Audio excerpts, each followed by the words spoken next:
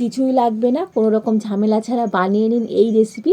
আর এভাবে বানিয়ে যাকে খাওয়াবেন সেই তো রেসিপি জানতে চাইবে। একবার এভাবে বানিয়ে দেখুন, খেয়ে তো জাস্ট অবাক হবেন, মুখে দেওয়ার সাথে সাথে মিলিয়ে যাবে, খেতে হবে অমৃত সমান। এভাবে বাড়িতে বানিয়ে দেখুন, প্রত্যেকে ভীষণভাবে পছন্দ করবে।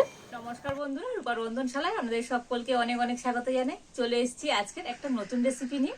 তো আজকে আমি আটা, ময়দা, সুজি, চালের গুঁড়ি ছাড়াই সুন্দর একটা পিঠের রেসিপি শেয়ার করব। পিঠেটা বানানো যেমন সহজ, খেতে তো দুর্দান্ত লাগে। বাড়িতে এইভাবে একবার পিঠে বানিয়ে দেখবেন, প্রত্যেকে ভীষণভাবে পছন্দ করবে। তো আপনারা সঙ্গে থাকুন আর প্রথম থেকে শেষ পর্যন্ত পুরো রেসিপিটা দেখতে থাকুন। আশা করি আজকের রেসিপিটা আপনাদের অনেক ভালো লাগবে। তবে চলুন দেরি না করে শুরু করে দিই আজকের রেসিপিটা। তো প্রথমে আমি উনুনটা জেলে উনানটা কড়া বসিয়ে দিচ্ছি। তো কড়াতে আমি দিয়ে দেবো নারকেল। তো এখানে আমি একটা নারকেল তো আগে থেকে কুড়িয়ে নিয়েছিলাম, তো কড়াতে দিয়ে দিচ্ছি। আর দিয়ে দেবো হাফ বাটি খেজুর গুড়।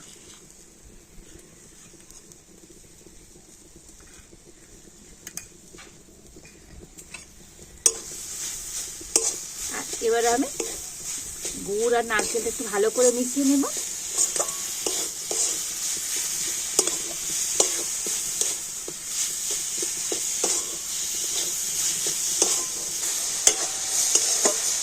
তো দেখুন এইভাবে কন্টিনিউ নাড়াচাড়া করে তো সুন্দর একটা এইভাবে আঠালো পুর তৈরি করে নিতে হবে।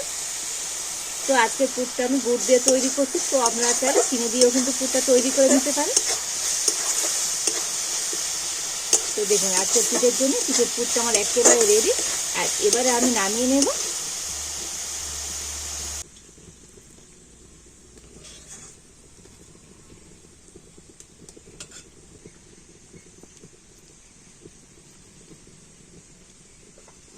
আর এবারে আমি কড়াতে দিয়ে দেবো দুধ। তো এখানে আমি 500 গরুর দুধ নিয়েছি, তো কড়াতে দিয়ে দিচ্ছি।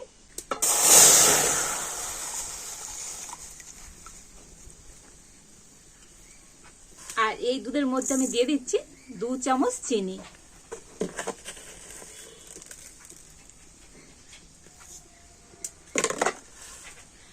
আর এবার আমি দুধটাকে একটু ফুটিয়ে নেব।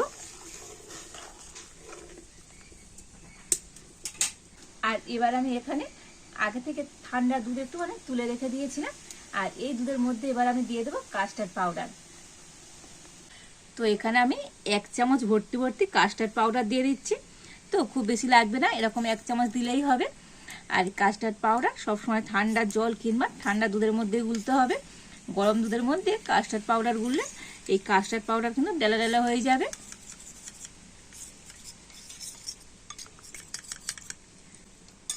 তো দেখুন দুধের সাথে কাস্টার্ড পাউডারটা খুব ভালো করে গুলে নিয়েছি। আর এদিকে দুধটা একটুখানি ফুটিয়ে নিয়েছি। আর এবার আমি এই দুধের মধ্যে দিয়ে দেব কাস্টার্ড পাউডার মেশানো দুধটা। তো কাস্টার্ড পাউডার মেশানো দুধটা দিয়ে তো একটু নাড়াচাড়া করে নেব। এতে করে দেখবেন দুধটা কিন্তু খুব তাড়াতাড়ি ঘন হয়ে যাবে। আর দুধের কিন্তু খুব সুন্দর একটা কালারও চলে এসছে। দেখতে কত সুন্দর হয়েছে দেখুন। আর দুধটা অনেকটা ঘন হয়ে গিয়েছে। তো আর বেশি ফোটাবো না। তো এবার আমি এই দুধটাকে নামিয়ে নেব। আর এবারে দেখুন এখানে আমি কয়েকটা স্লাইস করা পাউরুটি নিয়ে নিয়েছি। আর এবার আমি একটা একটা পাউরুটি নিয়ে নেব। আর নিয়ে এবারে একটা বেলুন চাকির মধ্যে নিয়ে নিচ্ছি। আর এবার একটা ছুরি নিয়েছি। আর ছুরি দিয়ে এই রুটির সাইডগুলো আমি কেটে বাদ দিয়ে দেব। মানে রুটির যে লাল অংশটা আছে, তো এটাকে এইভাবে কেটে বাদ দিয়ে দিতে হবে।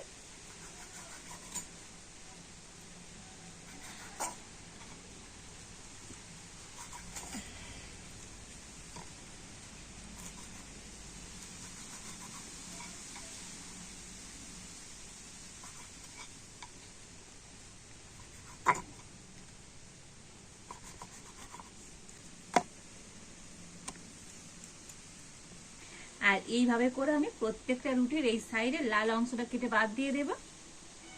তো দেখুন সব কটা রুটির সাইডগুলো আমি এইভাবে কেটে বাদ দিয়ে দিয়েছি। আর এবার আমি একটা করে রুটি নিয়ে আর একটু করে বেলে নেব। তো এইভাবে বেলে নিলে রুটিটা কিন্তু একটু চ্যাপ্টা হয়ে যাবে, মানে পাতলা হয়ে যাবে। তো তাতে করে পিঠেগুলো বানাতে সুবিধা হবে। তো দেখুন রুটিটাকে কিন্তু একটু এরকম বেলে আর পাতলা করে নিয়েছি। আর এবার আমি এই রুটির উপরে দিয়ে দেব পুর। তো যে পুরটা আমি তৈরি করে রেখেছিলাম, তো এখান থেকে পুর নিয়ে দিয়ে দিচ্ছি।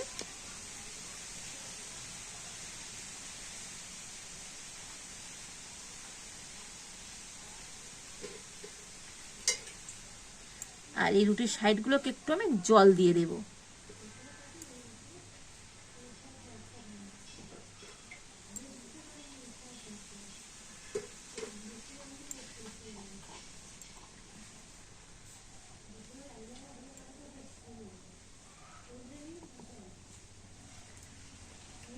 আর এবারে রুটিটা ধরে এইভাবে কোনাকুনি করে আমি মুড়ে দেব।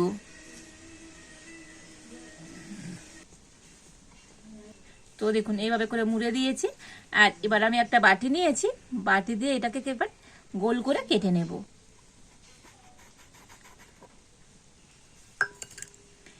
তো দেখুন কত সুন্দর একটা পিঠা তৈরি হয়ে গেল, দেখতে কত সুন্দর হয়েছে দেখুন। আর এবার আমি একটা প্লেটের মধ্যে রেখে দেব। তো আরো একটা পিঠে তৈরি করে আপনাদের দেখিয়ে দিই। তো একইভাবে আবারও রুটিটাকে একটু বেলে নেব।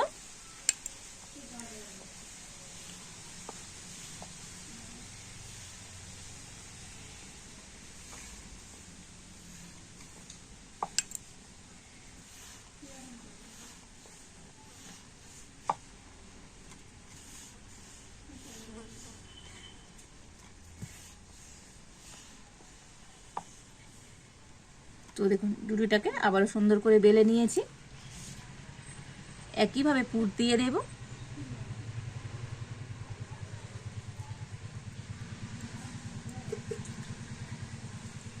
সাইডগুলো একটু জল লাগিয়ে দেব।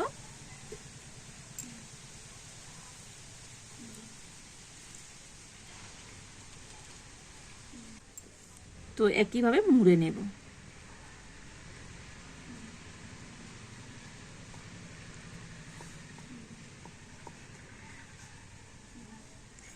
আর এবার আমি বাটি দিয়ে এরকম গোল করে কেটে নিচ্ছি।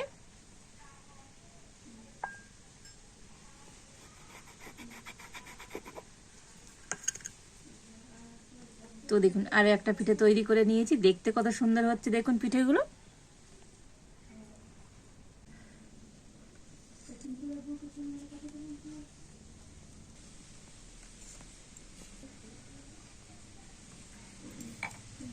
আর এই একইভাবে করে বাকি সমস্ত পিঠেগুলো আমি তৈরি করে নিব।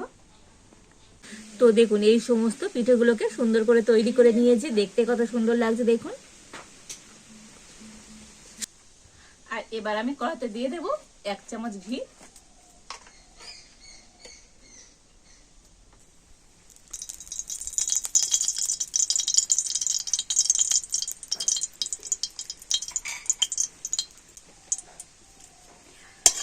আর দেখুন ঘিটা ভালো মতো গলে গিয়েছে। আর ঘিটা এবার কড়ার চারিধারে একটু ভালো করে ছড়িয়ে দেব। তো আপনারা এখানে ঘিয়ের পরিবর্তে সাদা তেলও দিতে পারেন। আর এবার আমি একটা পিঠে নিয়ে তো ঘিয়ের উপরে দিয়ে দেব।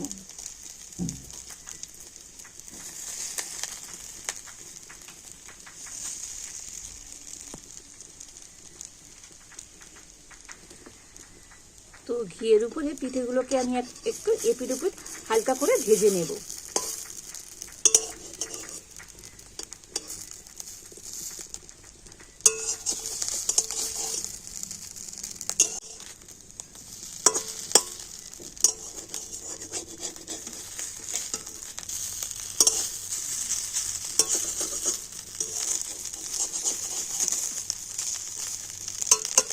তো দেখুন ঘিয়ের সাথে তো পিঠেগুলোকে একটু উল্টে পাল্টে সুন্দর করে ভেজে নিয়েছি।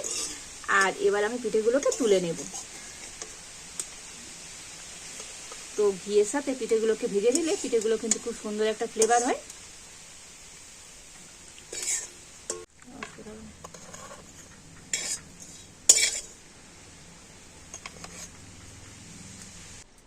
আর এই একইভাবে করে বাকি পিঠেগুলো তো একটু ঘিয়ের সাথে ভেজে নেব। তো দেখুন পিঠেগুলোকে একটা বাটির মধ্যে সুন্দর করে নিয়ে নিয়েছি।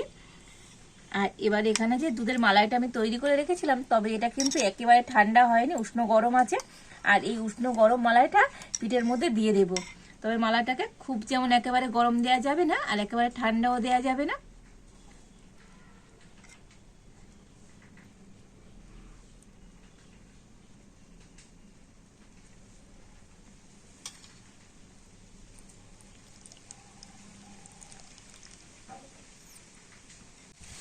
তো দেখুন মালাইটা উপর দিয়ে দিয়েছি। আর এবার আমি একটু বাদাম কুচি নিয়ে দিয়ে দেব। তো এখানে আমি আলমন্ড বাদাম আর পেস্তা বাদাম একটু কুচো করে কেটে নিয়েছি, তো উপর দিয়ে দিচ্ছি। এতে করে পিঠেটা দেখতে আরো সুন্দর লাগবে। আর শুধু দেখতে সুন্দর নয়, খেতেও তো এই পিঠেগুলো দুর্দান্ত হয়।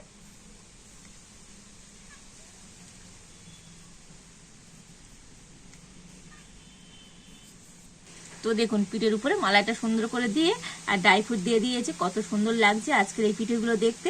আর শুধু দেখতে সুন্দর না, এই পিঠেগুলো খেতেও তো দুর্দান্ত হয়। আর এবার তো একটা পিঠে আপনাদেরকে কেটেও দেখাবো আজকের এই পিঠেটা কতটা লোভনীয় হয়েছে।